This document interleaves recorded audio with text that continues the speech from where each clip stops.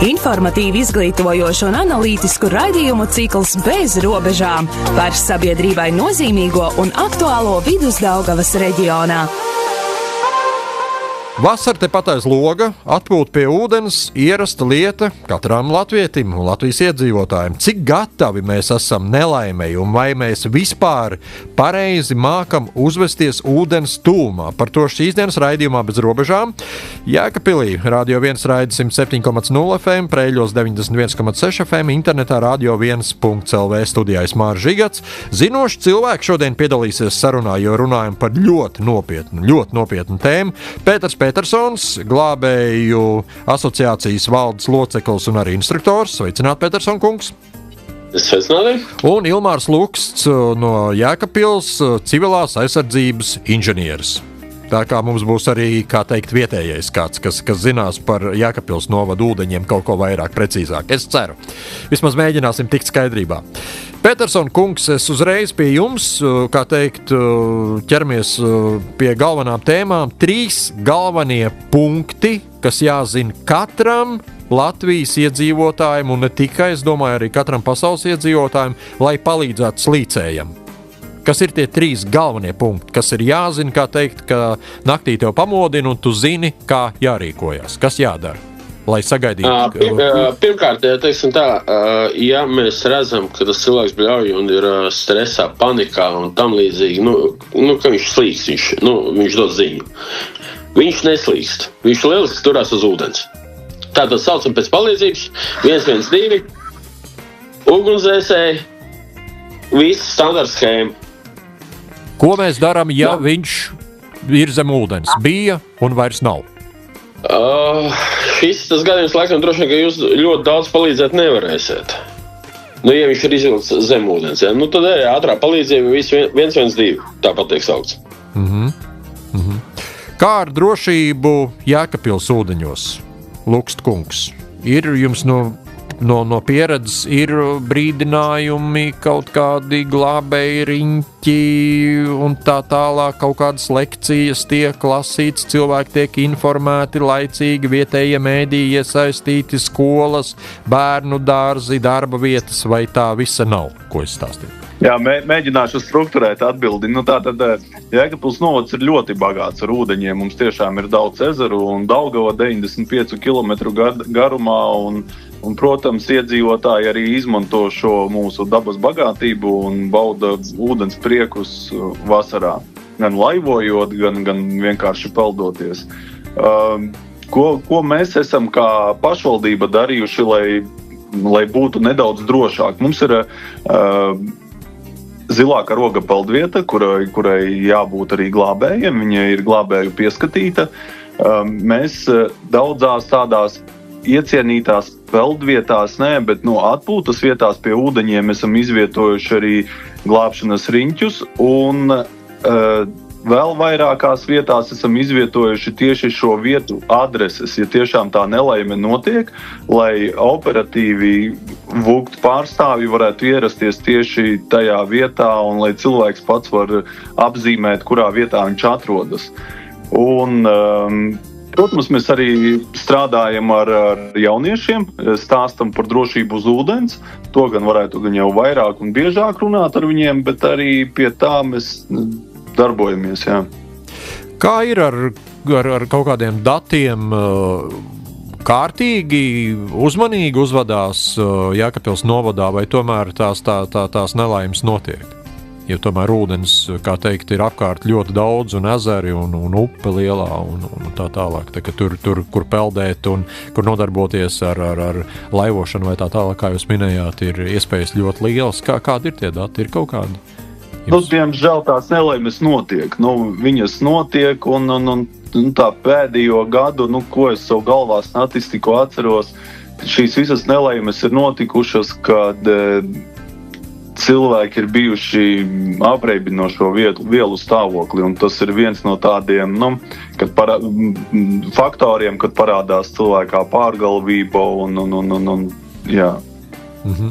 Peterson kungs, jūs gribējāt kaut ko pieminēt?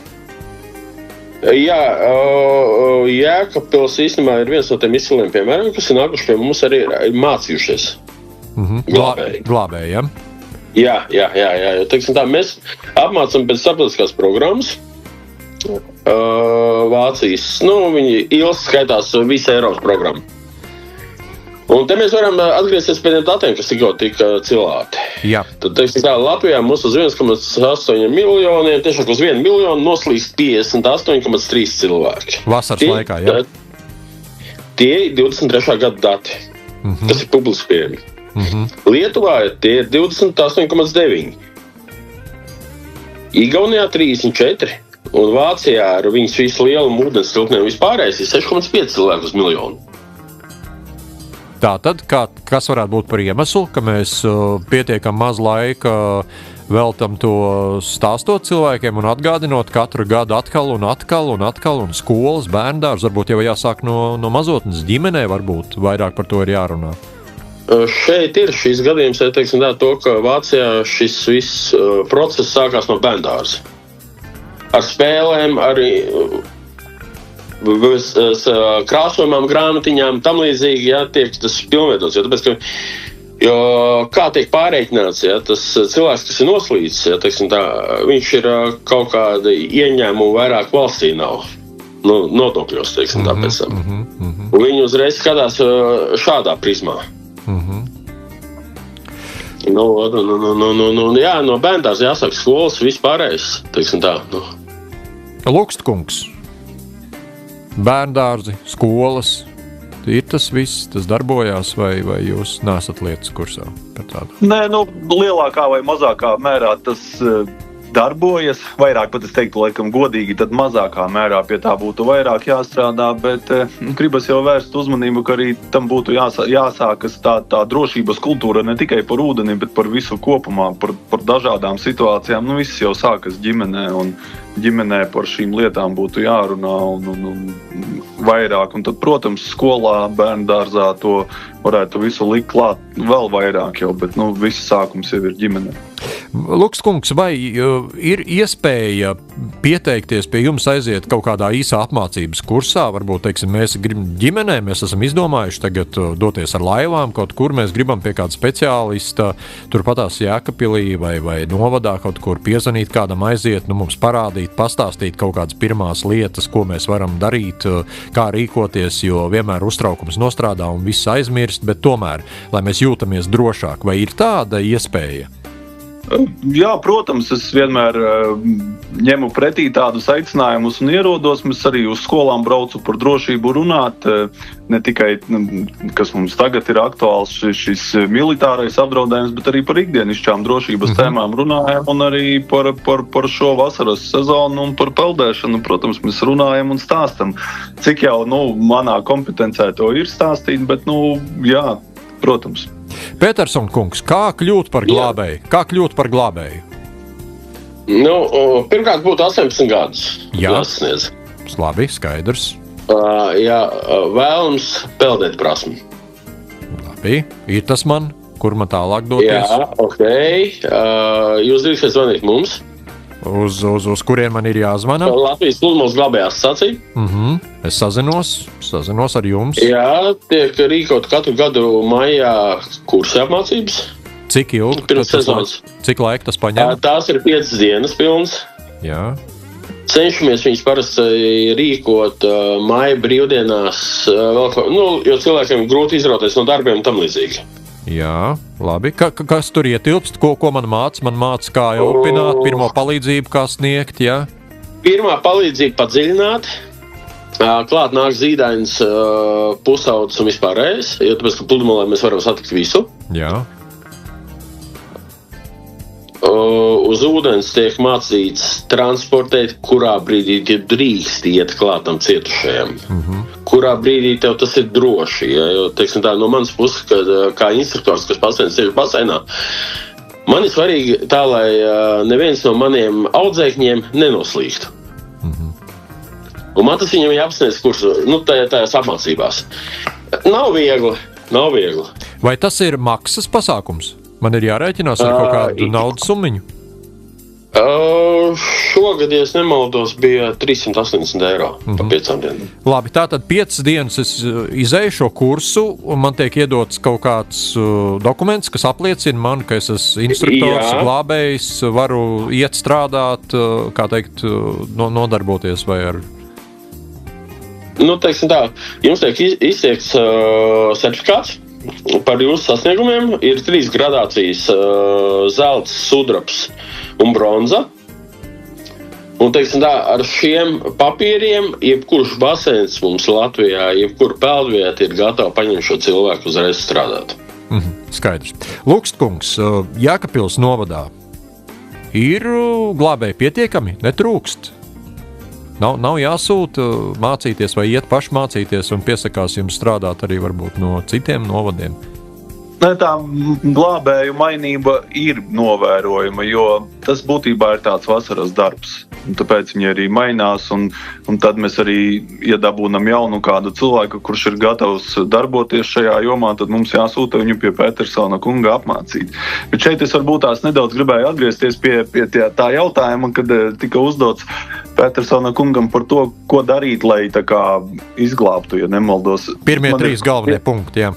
Jā, bet man ir viens punkts, ko tiešām nevajadzētu darīt. Es ceru, ka Petersona kungs piekritīs man neapmācītam cilvēkam lekt pakaļ nevajadzētu tam slīcējam, jo tad būs 2 traģēdijas un to nevajadzētu darīt, jā. Tas ir,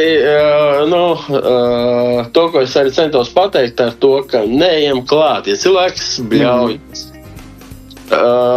slīgs it kā un tam līdzīgi, neejam klāt viņam. Viņš turās uz ūdens. Lai viņš, kā teikt, nepavalka tevi līdzi, ja? Tieši tā. Jūs varat ievērot 3 metru distanci no cietušā. Un prasīt viņam, lai viņš peld pie tevīm. Un jūs lēnām peldat pie krasta. Bet jūs neesat tiešā kontaktā ar to cietušo. Tas ir tas, ko māca glābējiem, jā, bet pēc tam cilvēkam protams, klāt neejam, neko neejam. Mēs varam pamest jebko peldošu. Pieņemsim, mūsu tie paši rimī maisiņa, ko mēs atnākam, mums tur ir pudeles kaut kāds, jā. Minūtes laikā mēs varam izlēt no visām pudelēm ārā ūdeni, iepūst gaisu, sasiest samestajā maisiņā iekšā un pamest tam cietušajam. Viņam būs pie kā pieķerties un noturēties virs ūdens. Glābēji sievietes, meitenes, ir daudz nāk pie jums apmācībā? Ir interesējās, vai vairāk tomēr puiši, vai kāds tas procents ir sadalījums? Pus uz pusi vai mazāk? Es gribētu teikt to, ka pat meitenes ir pēdējā laikā vairāk. Viņas ir saprātīgākas. Lukstkungs, Jēkabpils pusē arī meitenes glābējs strādā. Ir jums informācija? Ir mums arī meitenes glābējs, jā. Ezers, upe, mākslīgās ūdens krātuvs ir noteikti atšķirība, ko vajadzētu zināt peldētājiem. Ir tie pārgalvīgie peldētāji, kas saka, ko es peldēt māku, kāda starpība, vai tur ezers vai dīķis, vai kas, es vienkārši peldu un es peldu lieliski. Kā jums šķiet, Lukstkungs, ko jūs ieteiktu? Vajadzētu tomēr ņemt vērā, kur es peldu? Protams, viennozīmīgi, Daugava, upe no ezera ļoti būtiski atšķiras ar straumi. Ezeri savā starpā arī ļoti atšķirās ar dziļumiem, ar ūdens temperatūrām, kur krasi var mainīties. Nezināmās ūdenskrātuvēs ieteiktu pārāk dziļi nepeldēt, bet, ja gribas tālu peldēt, tad paralēli krastam varbūt tās ir jāpeld. Jā. Peterson kungs. Šeit, es vēlētos papildināt to, ka tā lielākā problēma mums ir kaut kāda pēcticības, grūti pateikt, gadiem ilgi joprojām neizdos to mainīt, jā. Ka, lai papeldētu, obligāti visi iedomājas, ka jāpeld dziļumā. Bet tai pašā laikā olimpiskajā basēnā seklajā galā ir 1,40 m. Lai apmestu kūleni un peldētājs varētu peldēt. Tad līdz ar to, ko es vēlos pateikt, to iebridām līdz krūtīm un peldam paralēli krastam. Ja mums gadījumās arauga krāpjas vai vēl kaut ko, tajā brīdī mēs piecēlamies kājās, izgājām krastā. Ja mēs esam dziļumā, ar to arī viss beidzās. Jā. Lukstkungs, pirmīt jūs aizskārā tēmu par to bieži, kad ir pie ūdens tilpnēm vasarā atpūšās cilvēki, kā teikt, netanī labākā agregāta stāvoklī, alkohola lietošana, vai ir populārākajās peldvietās, kas to kontrolē kaut kādā veidā, vai nē? Kā tas ir? Ir, protams, un šeit mums pašvaldības policijai laba sadarbība ir ar tiem pašiem glābējiem, kuri pamanot tādas lietas uzreiz arī dod ziņu pašvaldības policistiem un tā ir ne tikai drošība uz ūdens, bet arī sabiedriskā kārtība. Tad tur, jā. Bet šeit, kā jau vēl atgriežoties, nedaudz man sanāk lēkāt pa tēmām, bet šeit, par cik mums ir ļoti daudz ūdenskrātuvi, un mēs pie katras atpūtas vietas nevaram izvietot to adresi un atrašanās vietu, lai ātri var 112 noziņot, kur tā nelēma ir notikusi, tad izmantojot ēteru gribētu aicināt iedzīvotājus, lai pielādētu aplikāciju 112 Latvija.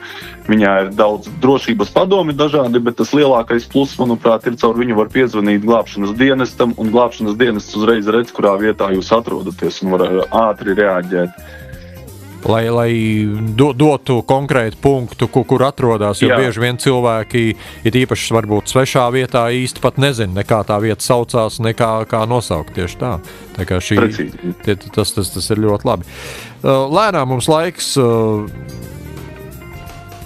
tērējās, un tēmas noteikti ir ļoti daudz, par ko runāt, bet mēģināsim kaut kā noslēgt šo sarunu par, arī aizskārām piramīdu par laivotājiem, plosti, un tā tālāk vēl varbūt kādi citi, ar ko cilvēki pārvietojās, kaut kādi rīki. Ko vajadzētu šiem atpūtas baudītājiem zināt? Kas ir tas, jo arī bieži vien tur ir motori kaut kādi un tā tālāk, un Lukstkungs, ko jūs teikt par laivotājiem, plostotājiem un visiem citiem? Protams, aicinu visus lietot glābšanas vai drošības vestes un nekādā gadījumā nekuģot un neizmantot ūdens transporta līdzekļus alkohola reibumā, kas arī ir pretlikumīgi, bet arī vēlreiz aicinu to nedarīt un padomāt par tiem tuviniekiem, kas mājās jūs gaida. Peterson kungs, laivotāji, plosti, pavasara ūdeņi vilina un arī vasarā un visādi, kā teikt, katrs meklē izklaides. Ko jūs ieteiktu? Pilnībā piekrītu kolēģim, kas piedalās sarunā, to, ka obligāti lietojam vestes. Jo tas ir tas, kas ir glābs. Ja? Teiksim tā, tādā laivošanas braucienā jau mēs saprotam to, ka visi brauc atpūsties. Ja? Tur jau gan jau, ka tiks lietots. Jā, kaut kas. Jā, tieši tā. Un tāpēc, teiksim tā, tās vestes ir svarīgi. Lai gan likumdošana mums nenosaka, ka jābūt laivā tik daudz vestēm, cik ir cilvēki. Vai pašiem mazākajiem peldētājiem, es esmu redzējis arī pludmalēs bieži vestes, šādas tādas izvēle ir liela, vai tas jūsuprāt ir pareizi, ka mazajiem tās tie piepūšamie tiek likt ap rokām, kājām un tas palīdz, vai varbūt viņam ļaut, kā teikt, peldēt, sajust, kā tas ir peldēt, kā jūs skatāties uz šo lietu? Mēs skatāmies, uz visiem glābšanas palīdz rīkiem tam līdzīgi, viņš var pārdoties, noiet gaisa un nogrimt. Līdz ar to mēs skatāmies uz tādiem stabiliem vestēm un tam līdzīgi. Man, piemēram, dēls ir 6 gadi, viņš joprojām smuki iet ar vesti, kur ir pakaviņš zem galvas. Un, ja gadījumā viņam kaut kas notiek, viņš uzreiz tā vesti viņu apgriež ar seju virs ūdens. Tā kā šos piepūšamos varbūt mazāk vajadzētu izmantot. Labāk nē, jo mēs nezinām, viņš ir līmēts, nav līmēts. Nolaidīs, atnāks kādu šuvīt vaļā dēļ saulē sasila, spiediens palielinājās, atnāks šuvu vaļā. Mēs to nezinām. Es, ja drīkst nedaudz skarbāk, tās ir rotaļlietas, tie nav glābšanas rīki, un viņi varbūt tieši pretēji dara vecākiem dot ilūziju, ka viņa bērns ir drošībā, īstenībā galīgi nav. Jā, papildināt tieši pareizi. Tā kā, principā, visiem Radio 1 klausītājiem, kam ir mazie ķipari mājās, tad varbūt, vajadzētu to vestīti nopirkt. Viņas taču ir kaut kāda specializēta veikala, kur viņas var iegādāties, vai parastos veikalos viņas var atrast kaut kur? Nevēlos reklamēt nevienu. Jā.